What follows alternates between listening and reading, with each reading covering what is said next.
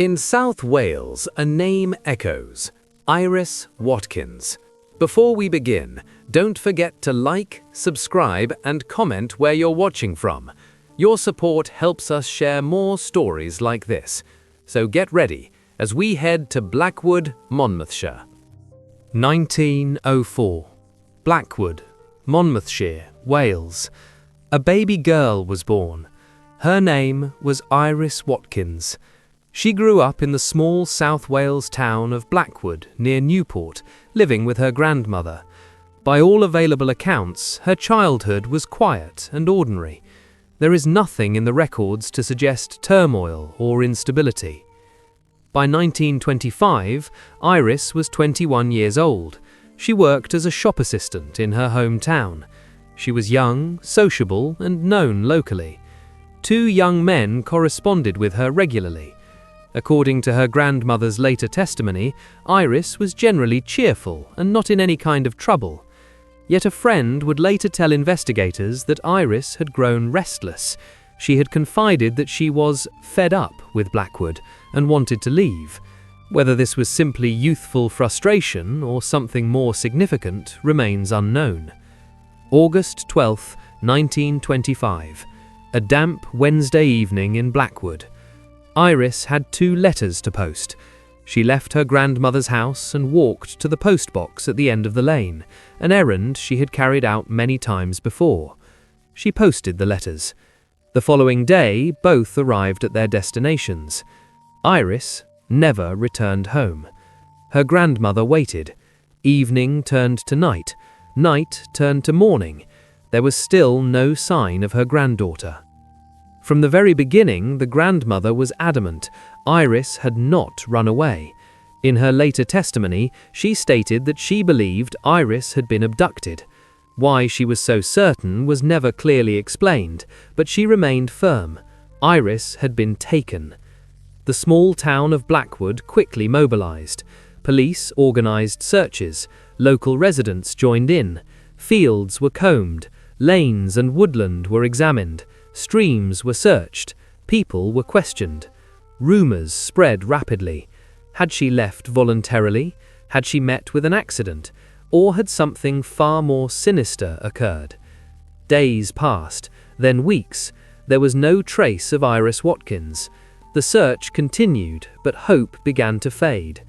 Then, on September 22, 1925, 6 weeks after she vanished, a young married woman made a grim discovery. She was walking near a brook about a mile from Iris's home. Heavy rains had swollen the stream.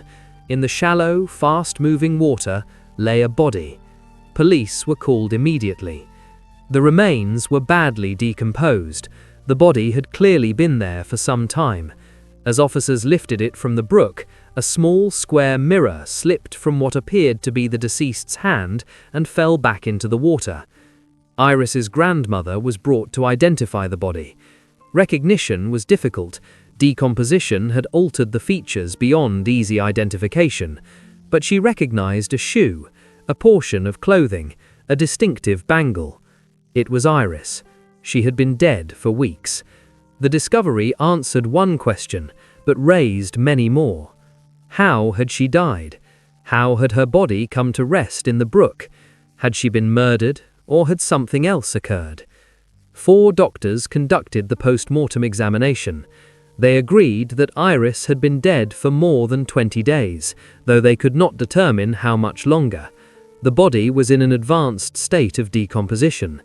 One doctor noted that much of the skin had developed a wax-like substance, typically associated with bodies exposed to air for a period of time. He testified that if the body had remained submerged in water for the full 6 weeks, this condition likely would not have developed. The implication was unsettling. It suggested the possibility that Iris's body had been kept somewhere else before being placed in the brook, and that possibility would deepen the mystery surrounding her death. According to medical testimony, in many areas of the body, the hair, skin, and soft tissue had deteriorated almost to the bone. The right knee was nearly dislocated. The lower jaw was close to separating from the skull. Yet one detail stood out. The lungs were free from water, clear, intact. There were no penetration wounds, no stab injuries, no gunshot wounds, no obvious external signs of violence. The condition of the lungs was crucial. If Iris had drowned in the brook, water would have been present in her lungs. It was not. That strongly indicated she was already dead before entering the water. But if she did not drown, how did she die? A partner working with the county analyst examined her organs for poison. The result? Nothing detected. No poison, no visible fatal injury, no water in the lungs. The inquest began. Witnesses came forward with fragments of information, pieces of a puzzle that did not quite fit together. A young man who had been on friendly terms with Iris gave evidence. He stated he was certain she would not have willingly accompanied any man on such a wet evening. However, he suggested she might have been persuaded against her will, or even taken forcibly in a motorcar or on a motorbike. He then proposed a theory. If she had realized she was being abducted while inside a vehicle, she might have struggled. Perhaps she threw herself onto the roadway. Perhaps she caused the driver to lose control. If an accident occurred, he suggested, the man responsible might have concealed her body, keeping it hidden until decomposition made concealment impossible, and then disposing of it in the stream. It was speculation, but it introduced the idea of deliberate concealment. Then came significant testimony from a local farmer. He stated that he had seen Iris with a young man at Pengham Farm on August 10, 1925, 2 days before she disappeared. He claimed to have seen the same man again on August 13th, but never after that. He provided a description. The man was around 22 years old, medium brown hair, a small toothbrush mustache, reddish patches on his cheekbones, a nose he described as slightly Roman. The coroner announced that this was the man investigators wished to trace. He appealed to the public. If anyone recognized the description, they should come forward. The following day, a man presented himself voluntarily before the coroner. He recalled being at Pengham Farm on a Monday night with a young woman when another man approached them, accused them of trespassing, and then allowed them to remain. The man he described matched the farmer's account. However, he denied any involvement in Iris's disappearance or death. He provided an alibi. After questioning, he was released. No charges were brought. As the inquest continued, stranger testimony emerged. The president of the Blackwood Central Spiritualist Church came forward. He stated that he had conducted a psychic investigation a week after Iris vanished. He claimed he had become convinced she had not left the town voluntarily and believed she had been murdered. He further stated her body would eventually be found, though not in the culvert through which the stream flowed. This claim, it was said, was made weeks before the body was actually discovered. It added to the atmosphere surrounding the case, but provided no tangible evidence. The evidence overall was confusing and contradictory. Medical testimony suggested Iris had been dead for weeks, yet likely not submerged for the entire time. Her lungs contained no water, indicating she had not drowned. There were no obvious signs of violence. No poison was found. And yet she was undeniably dead. The coroner's jury reached their conclusion: murder by some person or persons unknown. But the coroner himself disagreed. Although he formally accepted the jury's verdict of murder by some person or persons unknown, he stated that he profoundly disagreed with it. In his view, there was insufficient medical or forensic evidence to conclusively prove murder. The official cause of Iris Watkins's death remained undetermined. The case did not end with the inquest. Public pressure intensified. People wanted answers.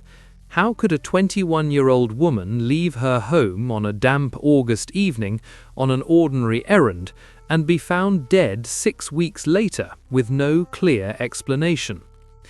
The matter reached Parliament.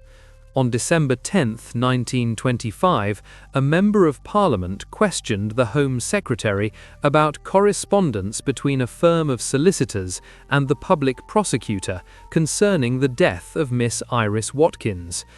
The MP suggested that certain evidence had not been properly acted upon and asked whether Scotland Yard could be instructed to take over the investigation. The Home Secretary, William Joynson Hicks, replied that he was aware of the correspondence but knew of no evidence that had gone unexamined. He stated that the matter had been brought to the attention of the Chief Constable of Monmouthshire. Assistance from Scotland Yard, he explained, would only be provided at the request of the local police. Another member pressed further. Are we entirely in the hands of an obstinate Chief Constable? There was no clear response. Scotland Yard was never called in. The local investigation continued, but no arrests were made. No one was charged, no one was convicted. The case remained and remains officially unsolved. Iris Watkins was 21 years old. She worked as a shop assistant in Blackwood. She lived with her grandmother. On a damp August evening, she left home to post 2 letters and never returned. 6 weeks later, her body was found in a brook less than a mile from her house. When it was lifted from the water, a small mirror slipped from her hand. Doctors could not determine how she died. There were no obvious fatal injuries. No poison was detected. Her lungs contained no water, meaning she had not drowned, and aspects of decomposition suggested her body may not have been submerged for the entire 6 weeks. Was she abducted, as her grandmother believed from the beginning? Did she die in an accident, her body concealed to avoid responsibility, or was she deliberately killed, the crime executed with such care that no trace of violence remained? The man seen with her near Pengham Farm came forward and was questioned. He was never charged. No other suspects were identified. Nearly a century has passed. Everyone directly involved in the investigation is now gone. Whatever truly happened on that August night in 1925 may have died with them. Iris Watkins went out to post 2 letters. She never came home. Her body was found. The truth was not. And her death remains one of Wales' most enduring unsolved mysteries.